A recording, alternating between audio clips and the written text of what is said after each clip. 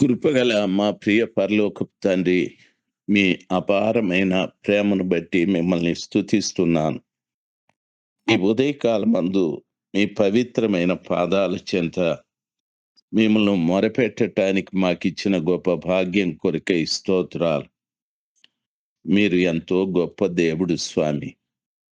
అల్పులమైన మమ్మలను మీరు ప్రతిరోజు కూడా జ్ఞాపకం చేసుకొని మాకు ఆరోగ్యంతో పాటు జీవమును కూడా ప్రసాదిస్తూ ఉన్నారు. అందుకు మేమెంతో కృతజ్ఞులమై ఉన్నాం. తండ్రి, మా పట్ల మీరు కలిగున్న గొప్ప ఉద్దేశాన్ని బట్టి ప్రపంచంలో మమ్ములను మీ ప్రజలుగా ముద్ర వేసుకున్నారు. లోకంలో నుండి మమ్మల్ని ప్రత్యేకపరిచారు. మీరు ప్రత్యేకింపబడిన వంశము, రాజులైన యాజక సమూహమని చెప్పి మాకు ఒక ముద్ర వేశారు. అందును బట్టి నేను స్తుతిస్తున్నాను. మీరే మహిమ పొందుకొనండి. ఆ ముద్రని మా జీవితంలో మేము కాపాడుకోవటానికి కృప దయచేయండి. మీరే కార్యాలు జరిగించండి. ఎంతైనా మీరు నమ్మదగిన దేవుడు స్వామి. మమ్మల్ని చేయి విడిచిపెట్టే దేవుడు కాదు. మీరే అద్భుతాలు చేయమని యేసు ప్రభుల వారి ప్రశస్త నామంలో ప్రార్థించి వేడుకుంటున్నాము పరలోకపు తండ్రి. ఆమెన్. ఆమెన్. జూన్ మాసం 8వ తారీఖు 2026 సోమవారం. ప్రియులారా, నెహెమ్యా గ్రంథము 10వ అధ్యాయం. నిన్నటి దినాన కూడా ఆ మొదటి వచనాన్ని గురించి చెప్పాను. ఈరోజు కూడా కొన్ని విషయాలు మీతో మాట్లాడుటకు ప్రభువు సహాయము చేయని.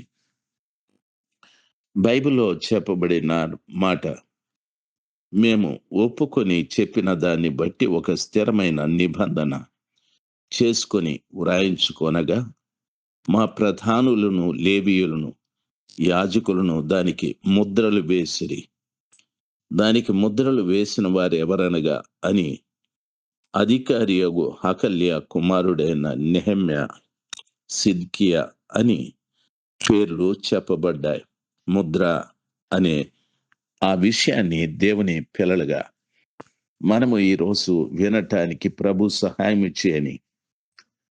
బైబిల్లో ముద్ర అనేటటువంటి పదానికి చాలా విలువ ఉంది. ముద్ర అనేది ఒక వస్తువు లేదా ఒక వ్యక్తి యొక్క యజమానత్వాన్ని, ఆయన యజమాని అని రుజువు చేయటానికి సూచించబడే ఒక భద్రత, అధికారాన్ని తెలియజేయడానికి, లేక అది నిజమైనదో కాదో అని నిర్ధారించటానికి ఉపయోగించే దానినే ముద్ర అని అంటారు. ప్రియులారా, గమనించాలి. పూర్వకాలంలో రాజులు తమ ఉంగరపు ముద్రతో ఉత్తరాలు లేక ఆజ్ఞాపత్రాలు ముద్రించేవారు. ఆ ముద్ర వస్తువు లేదా ఆ పత్రము రాజుకు చెందినదని అనేక మంది దానికి విధేయత చూపెట్టేటటువంటి వారు. బైబిల్లో 2వ తిమోతియులకు రాసిన పత్రిక 2:19 ఈ రీతిగా రాయబడి ఉంది. ప్రభు తన వారిని ఎరుగును అనేటటువంటి మాట చెప్పబడి ఉంది. దయచేసి గమనించాలి. సర్వశక్తిమంతుడైన దేవుడు తన ప్రజల్ని ఆయన ఎరిగి ఉన్నాడు అనే మాట ఎంత గొప్ప సమాచారము చూడండి. అయినను దేవుని యొక్క స్థిరమైన పునాది నిలకడగా ఉన్నది. ప్రభువు తన వారిని ఎరుగును అనున్నదియే అని. దేవుని యొక్క స్థిరమైన పునాది ఏమిటి అంటే ప్రభువు తన ప్రజలను ఎరుగును అనున్నటువంటిది. ఈ రోజున మాట్లాడుతున్న నేనైనా, వాక్యం వింటున్నటువంటి నీవైనా, ప్రభు మనల్ని ఎరిగి ఉన్నాడు. అది మనకు దేవుడు ఇచ్చిన ఒక మంచి ముద్ర. మనము దేవుని ప్రజలమని, లోకానికి సంబంధించిన వారం కాదని దీన్ని బట్టి మనకు అర్థం కావాలి. ప్రియులారా, గమనించవలసిన విషయం, మనము లోకస్తులం కాదు. లోకానుసారంగా జీవించటానికి దేవుడు మనల్ని ప్రత్యేకించాడు. లోకం నుండి ప్రభుల వారు మనల్ని ప్రత్యేకించి, మనం ప్రత్యేకింపబడిన వంశమును, రాజులైన యాజక సమూహంగా మనల్ని చేశాడు. ఈ ప్రత్యేకతని మనం కాపాడుకోవాలి. ఆ కృపగల దేవుడు క్రొత్త నిబంధనలో పరిశుద్ధాత్మ చేత మనల్ని ముద్రించాడు. ఎఫెసీ పత్రిక మొట్టమొదటి అధ్యాయం 13వ వచనములో చదువుకున్నట్లయితే వాక్యం ఈ రీతిగా సెలవిస్తాడు. మీరు రక్షణ సువార్తను విని బైబిల్లో చెప్పబడిన మాట, మీరు సత్యవాక్యమును అనగా మీ రక్షణ సువార్తను విని క్రీస్తునందు విశ్వాసముంచిన వాగ్దానము చేయబడిన పరిశుద్ధాత్మ చేత ముద్రించబడితిరి అని. ప్రియులారా, సత్యవాక్యాన్ని విని అంటే రక్షణ సువార్తను విన్న ప్రతి వాణిని, ఆ ప్రభు మీద విశ్వాసముంచిన ప్రతి వారికిని పరిశుద్ధాత్మ చేత ముద్ర వేశాడని వాక్యము సెలవిస్తాది. నీవు ఆ ముద్ర పొంది ఉన్నావా? నన్ను ఆలోచించాలి. దేవుడు ఆ రీతిగా మనము ఆయనకు చెందిన వారమని, మనకిచ్చిన రక్షణ నిఖరమని, మనము దేవుని యొక్క సొంత ఆస్తి అని గుర్తించటానికి పరిశుద్ధాత్మ చేత దేవుడు ముద్ర వేశాడు. అంతేకాకుండా ఎఫెసీ గ్రంథము 4వ అధ్యాయం 30వ వచనములో కూడా చెప్పబడింది, దేవుని పరిశుద్ధాత్మను దుఃఖపరచుకుడి, విమోచన దినము వరకు ఆయన యందు మీరు ముద్రింపబడి ఉన్నారు అని చెప్పాడు.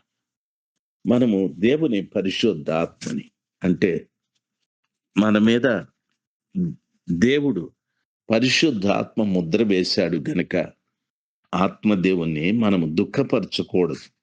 ఎందుకంటే ఆ ముద్ర విమోచన దినం వరకు యేసు ప్రభుల వారు సింహాసనం మీద కూర్చొని మా ప్రజలకు తీర్పు తీర్చేటప్పుడు నీ మీద ఉన్న పరిశుద్ధాత్మ ముద్రను బట్టి ఆయన నీకు తీర్పు తీరుస్తాడు.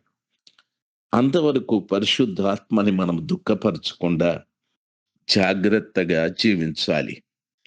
వాక్యం ఆ రీతిగా సెలవిస్తాది. ప్రియులారా, ఫరో తన ఉంగరాన్ని యోసేపుకు ఇచ్చాడు.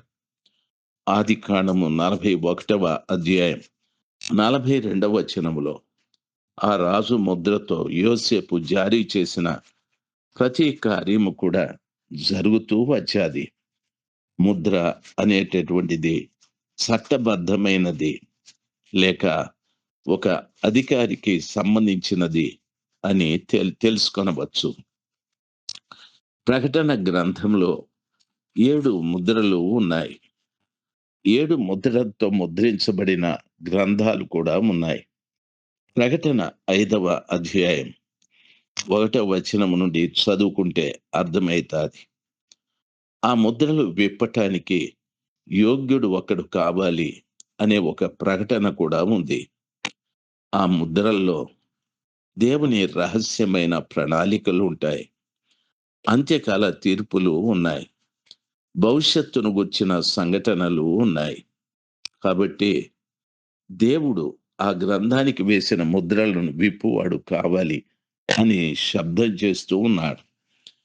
ప్రకటన 7:3లో చదువుకున్నట్లయితే దేవుని దాసులము ఆయన రక్షించిన ప్రతి వారి మీద, ఆయన ఆత్మచేత ముద్రించబడిన ప్రతి వారి మీద, వారి నుదుట మీద ముద్రను ముద్రిస్తాడని ప్రకటన 7:3లో చెప్పబడి ఉంది. ప్రియులారా, గమనించాలి. దేవుని యొక్క రక్షణ మరియు ప్రత్యేకమైన గుర్తింపు మన మీద కనిపించాలి. కాబట్టి కృపగల దేవుని యొక్క పిల్లలంగా ఆయన మన మీద వేసేటటువంటి ముద్రని జాగ్రత్తగా యెహెజ్కేలు గ్రంథము 9వ అధ్యాయం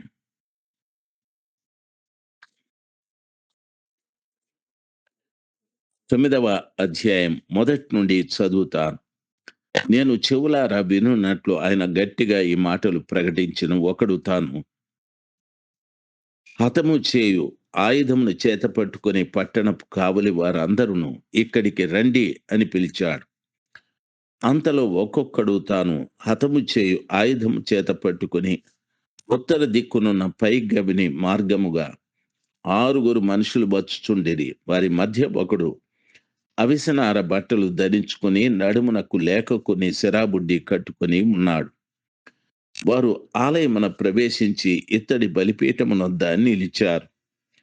ఇశ్రాయేలీయుల దేవుని మహిమ తానున్న కెరూబుపై నుండి దిగి మందిరపు గడప దగ్గరకు వచ్చి నిలిచి అవిసెనార బట్ట ధరించుకొని లేఖకుని సిరాబుడ్డి నడుమునకు కట్టుకొనిన వానిని పిలువగా యెహోవా యెరూషలేమును ఈ పట్టణంలో ప్రవేశించి చుట్టూ తిరిగి దానిలో జరిగిన హేయ కృత్యములను గూర్చి మూలుగులేడుస్తూ ప్రలాపించుచున్న వారి లలాటముల గుర్తు వేయమని వారికి ఆజ్ఞాపించి నేను వినుచుండగా వారికి ఇలాగు సెలవిచ్చాను అని చెప్పబడింది. మందిరము గడప దగ్గర దేవుని మహిమ నిలబడి ఈ పట్టణములో యెరూషలేము పట్టణములో జరుగుతున్న హేయ క్రియలను గురించి ఈ మందిరంలో మూలుగుచున్నటువంటి వారు ప్రలాపించుచున్న వారు ఉన్నారు. వారి లలాటముల మీద ముద్ర వేయమని చెప్పాడు. ప్రియులారా, ఈ రోజున మందిరానికి వెళ్ళేవారు స్వస్థతల కొరకు, అవసరాల కొరకు కాదు. దేవుని మందిరములో ప్రలాపించటానికి, పట్టణంలో నశించిపోతున్న ప్రజలకు విడుదల కలగటానికి, కన్నీరు కార్చటానికి, రోధించటానికి వెళ్ళాలి. అప్పుడే నీ లలాటముల మధ్యన నుదుట మీద ఆ సిరాబుడ్డి నడుమునకు కట్టుకొన్నవాడు ముద్ర వేస్తాడు.